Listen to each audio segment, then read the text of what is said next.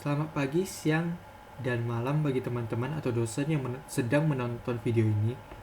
Perkenalkan, nama saya Jason dari mahasiswa Universitas Internasional Batam. Untuk kesempatan kali ini, saya akan menjelaskan pengertian perjanjian, syaratnya, dan struktur dari mata pelajaran hukum bisnis. Yang pertama, itu pengertian perjanjian. Menurut pasal 1313 KUH Perdata, perjanjian adalah perbuatan dengan mana satu orang atau lebih yang meningkatkan dirinya terhadap satu orang atau lebih. Ataupun pengertian pada umumnya, suatu perjanjian kedua belah pihak atau lebih dalam membuat sebuah perjanjian melalui hukum bisnis dengan adanya perikatan dalam hak dan kewajiban masing-masing. Nah, yang kedua ini syarat sah perjanjian. Dalam pasal 1320 KUH Perdata disebutkan 4 syarat, yaitu yang pertama ini sepakat mereka yang mengikat dirinya.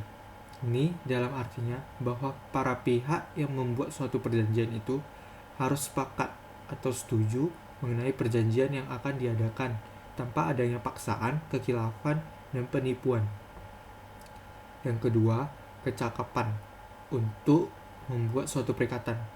Artinya bahwa para pihak yang mengadakan perjanjian harus cakap menurut hukum serta berhak dan berwenang melakukan perjanjian.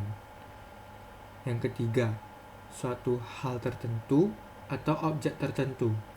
Dalam hal ini maksudnya adalah bahwa perjanjian tersebut harus mengenai suatu objek tertentu. Kemudian, syarat yang terakhir, suatu sebab yang halal. Artinya, isi dan tujuan suatu perjanjian haruslah berdasarkan hal-hal yang tidak bertentangan dengan undang-undang, kesusilaan, dan ketertiban. Syarat poin yang pertama dan kedua ini biasanya disebut sebagai syarat subjektif, yang dikarenakan dalam syarat ini dikatakan mengenai subjek yang melakukan perjanjian atau orang yang melakukan perjanjian pertama kali. Sedangkan pada syarat poin yang ketiga dan empat disebutkan sebagai syarat objektif, dikarenakan mengenai objek dari sebuah perjanjian seperti pasal-pasal yang harus dikenakan dan sanksi-sanksi. Nah, itu akan dimasukkan ke struktur perjanjian. Sekarang saya akan jelaskan tentang struktur perjanjian. Struktur atau kerangka dari suatu perjanjian pada umumnya nih terdiri dari yang pertama judul pastinya. Dan di sini saya akan memberikan contoh jual beli mobil. Nih, ini judulnya. Kemudian yang kedua ini komparasi, yang dalam artinya ini berisi keterangan-keterangan mengenai para pihak atau atas permintaan siapa perjanjian itu dibuat. Yang saya berikan contoh di sini merupakan data-data dari pembeli dan penjual yang sah dalam surat perjanjian ini. Nah, yang ketiga, keterangan pendahuluan dan uraian singkat,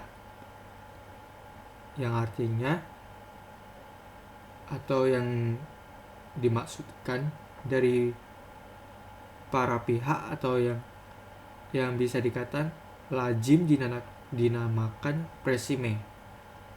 Nah, kemudian yang keempat ini isi atau batang tubuh perjanjian yang berupa syarat-syarat dan ketentuan dari perjanjian yang disebut oleh pihak-pihak yang disangkutkan, seperti yang dikatakan saya tadi, seperti pasal-pasal baik itu sanksi atau yang lainnya. Nah, dari contoh berikut, pasal yang pertama di sini dijelaskan tentang jenis barang yang akan dibeli oleh pembeli, keterangannya di sini. Dan yang kedua ini harga dari barang tersebut, berarti mobil. Harga yang harus dibayar itu pasal ketiga. Cara pembayarannya gimana? Kemudian masuk ke pasal keempat, jaminan. Jaminan apa sih yang harus mereka ganti jika tidak lunas atau kurangnya pembayaran, seperti jaminan rumah. Kemudian masuk ke pasal kelima, penyerahan mobil. Kapan dan di mana penyerahan mobil ini dijanjikan dari penjual dan pembeli.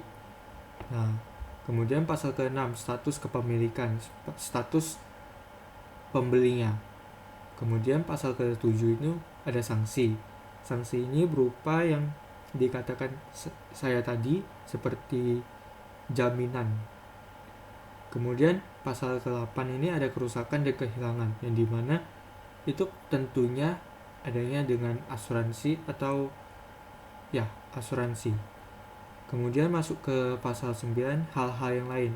Hal-hal yang lain yang dimana penjual dan pembeli adanya janji internal yang akan ada yang ditulis di surat perjanjian tersebut. Kemudian pasal yang 10, penyelesaian perselisihan. Penyelesaian dari seluruh pasal 1 sampai 9 tersebut yang akan dicantumkan. Kemudian yang terakhir ini penutup dari perjanjian, yang dimana penutup tersebut harus ada tanda tangan dari penjual dan pembeli beserta saksi-saksi dari pihak tersebut. Oke, sekian dari video saya. Maaf jika ada kesalahan atau kekurangan penjelasan saya. Terima kasih.